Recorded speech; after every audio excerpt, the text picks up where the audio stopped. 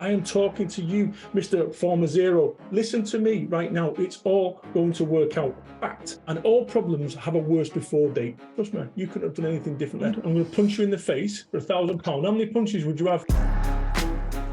About 800 people have been laid off from Zero, thousands of people in the tech space. Given all the benefit of your experience, everything that you've been through, what 2-3 pieces of advice would you give to people that are being affected by all that at the minute? Great question, Lee. Listen, first things first is that everything happens for a reason. If I think back to the worst day of my life, which was January the 2nd, 1995, I got 2 bullets put through my window over in Manchester and I moved away. The worst day of my life, and it was for many, many years. And actually, if it wasn't for the worst day of my life, I wouldn't be sat here speaking to you right now. I wouldn't have written 4 books. I wouldn't be the UK's #1 motivational business speaker.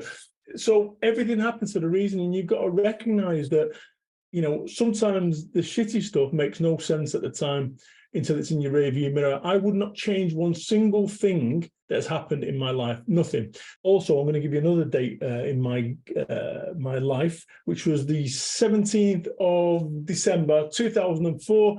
I told my employer to shove the job up their ass, and I walked out 5 days before Christmas. And I'll tell you something, Lee, it was a wonderfully liberating experience. It really was. As I drove home for those 3 hours, then I've arrived home going shit. And I've opened the door, and standing before me was 8.5 stone of common sense. My wife says to me, says, "Brad, you're home early. Are you here to look after baby Ben while I go shopping?" That's one way to look at it, Kerry. The other way is I told my employer to shove the job up their ass with no redundancy. She said to me, "Why didn't you keep your mouth shut for 5 days and get your Christmas pay?" She had a point. See, here's the thing. I walked out of that job literally 5-6 days before Christmas, and no savings, no real idea, no redundancy pay, no nothing. And it all worked out. Now, you know, if you recognize that you're not going to starve to death, you are not going to starve to death. Okay, you might not be able to have 2 bottles of red wine on the Friday like you once did, but right now you're not going to starve to death. You're not going to lose your home. And I want you to think about this. I want you to think about this. This is a question whenever the shit hits the fan. And let me be quite clear. As we record this today, it is 3 years to the day that my business went kaput. So I run a national networking business, which is where we first met. 5,000 business networking meetings across the UK. Boris Johnson, 3 years today, says, please stay at home. What do you think that does to a national business network that runs 500 business networking meetings up and down the land? Gone overnight. Pretty much. And I asked this question at the time, and I'm going to ask you now, which is this: what does this make possible? And what I want you to do is I want you to get yourself a piece of paper, and I want you to write on that, what does this make possible, and put a little circle, an oval around it, and then just write what it makes possible. It makes possible for a fresh start, for you to start your own business, for you to recognize that actually you can now move, now you can do. There'll be a whole load of opportunities, but what we end up doing is we end up thinking, oh, everything's terrible, and we're putting everything through everything's terrible filter. Listen, between me and you, if you've got a redundancy pay, you're okay, right? Do you know what I'm saying? Like, seriously, think about it. Blank piece of paper and say to yourself, what does this make possible? And I'll tell you something, what it makes possible is for a fresh start. Because if I think about me and I go back down to my business going effectively kaput, so I got made redundant, right, when the pandemic happened, I didn't get any pay. I didn't get any warning. It was gone. But it's okay.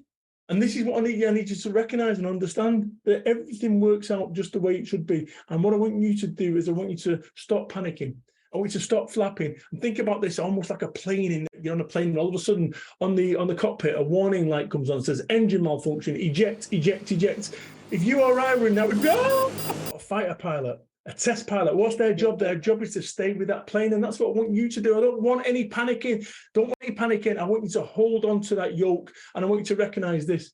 Recognize this, that you have survived 100% of everything that has come your way, and guess what? You're going to survive this as well. And if you want to put it in perspective about where you are, your position, get another piece of paper, and I want you to write on the bottom, I've been made redundant. And then just above that, start writing how things could be worse. Put it in perspective.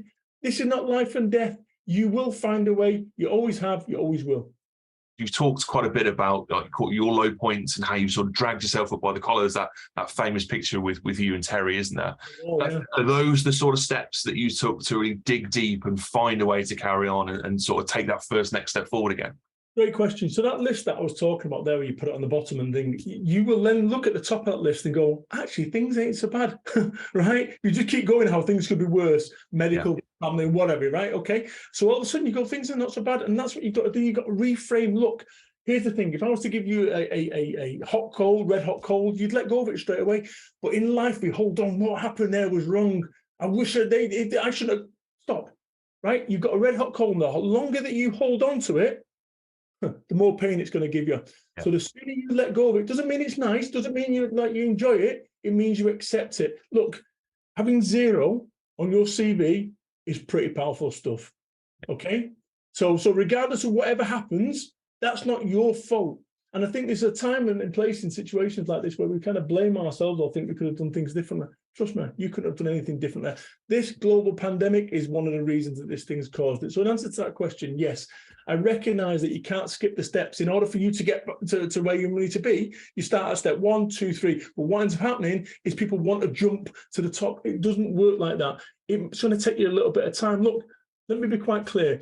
You know, I was Mr. Networking going back 3 years ago. My network is no longer my network. It is gone. Okay? It's gone. If my identity was sewn up in being that guy and I wanted to go back to being that guy, it's going to be a very difficult and painful journey. So what I want you to recognize is this: in order to become the person that you need to become, you might need to let go of the person who you once were. And that's exactly what I've done. And I'm telling you something, people, for all the stuff that has gone on in my life, and there's been some terrible stuff, best things that ever happened to me. And I'd suggest the same to you, that you don't see it right now, but your entire world has changed. Your entire future has changed. Forget just about the business bit, but think about the rest of your life, that it opens up that opportunity. You can go traveling, you can take a holiday, do something, but recognize this: it'll pass. It always does. And all problems have a worse before date, right? All problems have a worse before date. Given how easy it is to start a business, how much opportunity there is, there might be some people in these situations that might think, actually, I'll do something on my own, I'll go and start something. What would you say to those people, and what would your guidance be? So the great thing about employment is if your boss decides that they no longer want your employment, you're now gone. It is like being self-employed.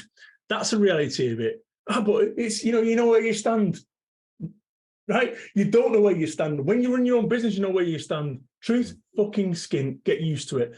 But you ain't going to starve to death, because I had to go through that process. My wife did not want me to start a business off.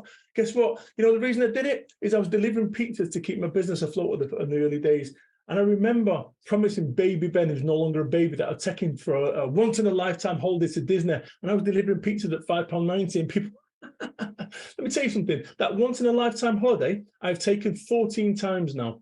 14 times I've taken that once-in-a-lifetime holiday with my family. How did that happen? It happened because I started my own business. I got off my ass, and that's what you want to do. If you're on Spotify, do check it out. That's the audio book from me years ago. That documented the reality of what you've got to look forward to start your business off. Listen to me right now.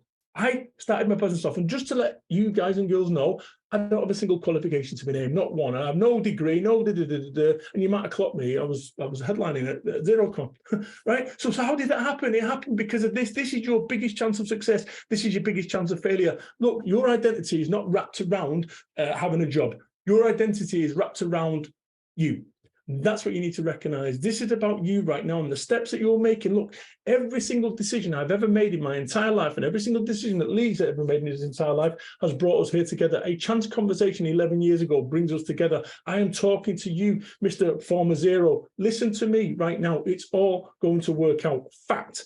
I'm telling you right now, it is all going to work out, but it all starts with belief. Believe that you can do it, that you can do it. Get yourself that blank piece of paper. What does this make possible? And maybe, just write, don't think, just write. And what you'll find is you'll end up with a big page full of text. And then what I want you to do is I want you to get a red pen, right? And I want you to circle the ones of interest. Then rip that off and then transfer those things that you've circled to another piece of paper, and then do the same. What does this make possible? Also, I could start my own business off. What do I need to do for that? I could do social media. I could do... People, this is the best day of your life. Might not feel like it, but it is. How important is, firstly, that belief that it'll work out, but secondly, that sort of positive vision of the future for you as Disneyland? How important is it for people to find that to propel them through those challenges? So if your only motivation is money, it's not enough. And I'm going to give you an example on why that's not the case. So if I said, you got family, Lee, you got children. Yeah, 3 kids. All right. So if I said to you, I'm going to give you £1,000, I'm going to punch you in the face for £1,000. How many punches would you have, Lee? Probably not too many. No, but how many would you pre-book for? Pre-book, maybe 1 to go on holiday, perhaps. Yeah. Right. But if I said to you, I'm going to go and punch your children in the face, or I'm punching you in the face, how many would you sign up for? Yeah, none. You'd sign up for the lot. You take them. You take everyone over your children. Oh, yeah. Right? So this is my point. Money's not a big enough motivator, but we think it is.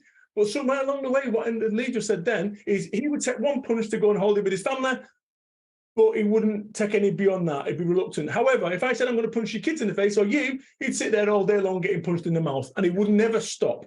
That says to me that money's not a big enough motivator. So when you start tuning your mission into someone that you love, something that you love that isn't money, you will do things the likes of which would propel you in the ways that you could never do it for money.